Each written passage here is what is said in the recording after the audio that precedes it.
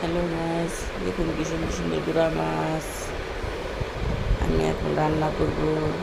প্রথমে তেলের মধ্যে পেঁয়াজ, মরিচ, হলুদ, মরিচ, জিরা, ধনিয়া, লবণ, আলু কুচি দিয়ে একটু মেখে নেব। আদা দিতে ভুলে গেছিলাম, আদা দিয়ে মেখে নিলাম। এখন আমি চিচিঙ্গা দিব। চিচিঙ্গা দিয়ে আবার একটু মেখে নেব। চিচিঙ্গা দিয়ে ভালোভাবে মেখে যত বেশি মাখাবো ততই স্বাদ হবে।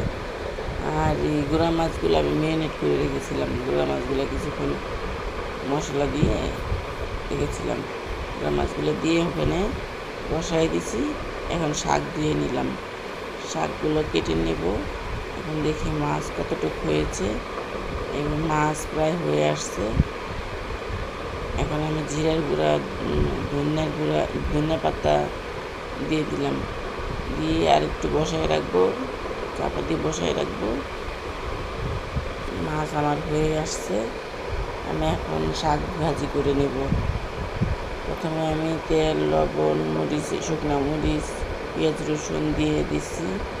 এখন একটু শাক দিয়ে দিব। শাক ভাজা হয়ে গেলে আর একটু ভাজা হবে। শাকটা ভাজা হয়ে গেলে নামিয়ে নেব। আমার শাক হয়ে আসছে, মাছও হয়ে আসছে। এখন আমি